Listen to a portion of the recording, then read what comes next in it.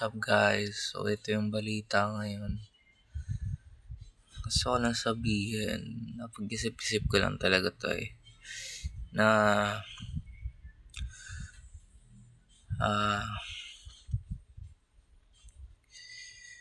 lahat ng bagay applicable to sa lahat ng condition, sa lahat ng situation. Na lahat ng bagay ay naging nakaka-boring din. Diba sa una, like super exciting nung pagkakagawa mo nun. I'm talking with my experience kasi you know what, I'm doing a drawing, di ba? Pero napansin ko lang na although may perception o may resulta na maganda, kaaya-ayos sa paningin, pero paano kung sa paningin naman ng user ay wala na lang yun? Parang wala nang masyadong spark para sa kanya. Like I'm saying na ang mga bagay-bagay kasi pwedeng maging exciting, maganda, pero pagtagal nagiging nakakapagod, nakaka-boring na rin. Pero doesn't mean ayaw mo nang ulitin yung mga bagay. You're just resting for a while and then susubukan mo ulit gawin yon. Kasi kahit nakaka-boring na yun, feeling mo may nawawala sa'yo pag hindi mo ginagawa yung act na yun, di ba? Kasi feeling mo, syempre dati naging exciting din naman yun, naging fun.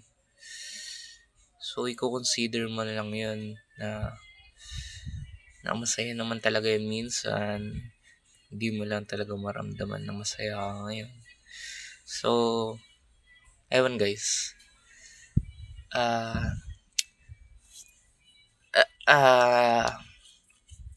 Maybe nasasabi ko lang to because the things are lack of spark na It's lack of excitement sa mga bagay-bagay.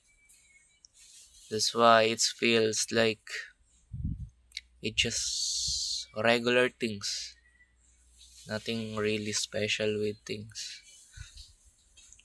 So, I guess applicable yung pag-iisip sa maraming bagay. Pero syempre, ang reason lang naman ko bakit paulit-ulit natin ginagawa yun kahit hindi natin ramdam na parang dapat pa ba natin gawin yun? Parang